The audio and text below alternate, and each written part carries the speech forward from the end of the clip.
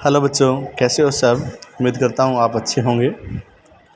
और अगर आप मेरे चैनल पर नए हैं तो प्लीज़ इसको सब्सक्राइब ज़रूर कर दीजिए, क्योंकि सब्सक्राइब से हमें मोटिवेशन मिलता है, जिससे हम और अच्छे तरीके से काम करेंगे आगे। ठीक है, तो पिछली जो वीडियोस थी उसमें हमने राज्य और राजधानियाँ भारत की शुरू की थी।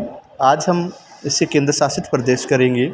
ठीक है, जो कि भारतीय केंद्र शासित प्रदेश है। अभी 8 केंद्र शासित प्रदेश हैं, उनके बारे में हम डिस्कस करेंगे। ठीक है, तो राज्य राजधानियों के बारे में जानने से पहले हमारी जो पिछली वीडियो है वो ज़रूर देखें। ठीक है, तभी आप अच्छे से समझ पाओगे। तो आज हम जो भारतीय केंद्र शासित प्रदेश है 8, उनके बारे में चर्चा करते हैं। चलिए देखते हैं। ठीक है, पहले 7 केंद्र शासित प्रदेश होते थे, 29 राज्य होते थे, लेकिन अब 28 राज्य हैं और 8 केंद्र शासित प्रदेश है। कैसे मैं बता देता हूँ।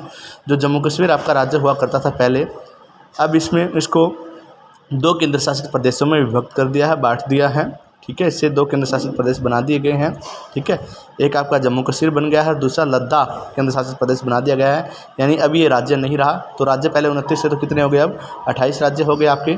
वही केंद्र शासित प्रदेश 2 और नए बन गए। पहले 7 थे तो 2 नए होने के बाद तो 9 होने चाहिए थे, लेकिन 8 हैं। अब कैसे हैं वो मैं बता दूंगा आपको। ठीक है, साथ ही साथ तो चलिए सबसे पहले हम डिस्कस करते हैं जम्मू कश्मीर और लद्दाख, जो कि 2 नए केंद्र शासित प्रदेश हैं, इनके बारे में।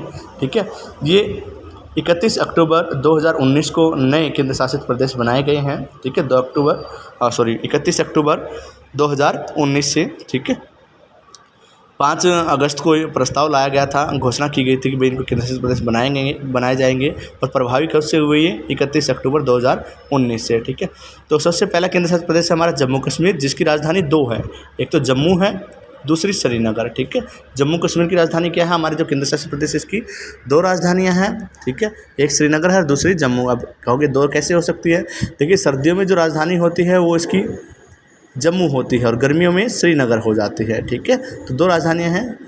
दूसरा है हमारा केंद्र शासित प्रदेश है वो है लद्दाख। ठीक है, जिसकी राजधानी लेह है। क्लियर। ठीक है, तो 2 केंद्र शासित प्रदेश ये नए बने हैं। ठीक है, धारा 370 हटने अनुच्छेद 35A के बाद में। ठीक है, आगे देखिए, दूसरी राजधानी है दूसरा केंद्र शासित प्रदेश यूनियन टेरिटरी हमारी दूसरी है चंडीगढ़। ठीक है, और चंडीगढ़ की राजधानी आपको पता ही है, चंडीगढ़ की राजधानी खुद चंडीगढ़ ही है। ठीक है,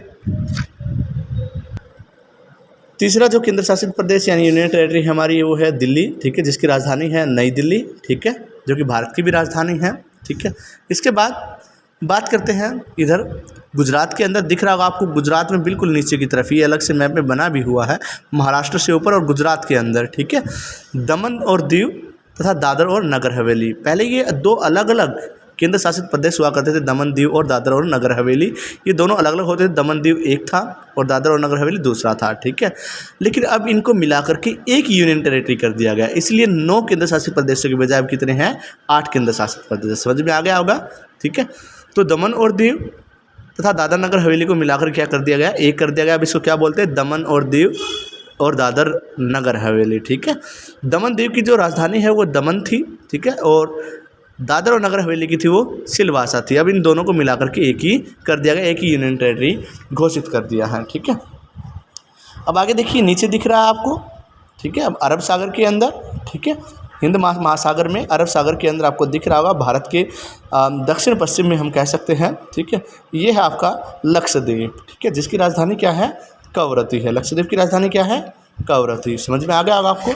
इसके बाद यहाँ देखिए तमिलनाडु के पास, ठीक है, दिख रहा होगा आपको, ये तमिलनाडु के अंदर पुडुचेरी। ठीक है, और पुडुचेरी की राजधानी भी क्या है, पुडुचेरी भी, ये भी हमारा केंद्र शासित प्रदेश है। ठीक है, इसके बाद देखिए हमारा 8वां और अंतिम जो केंद्र शासित प्रदेश है वो है अंडमान और निकोबार द्वीप समूह। ठीक है, अंडमान और निकोबार द्वीप समूह, जिसकी राजधानी क्या है, पोर्ट ब्लेयर। ठीक है, तो ये हमारे 8 केंद्र शासित प्रदेश थे, यूनियन टेरिटरी थी हमारी।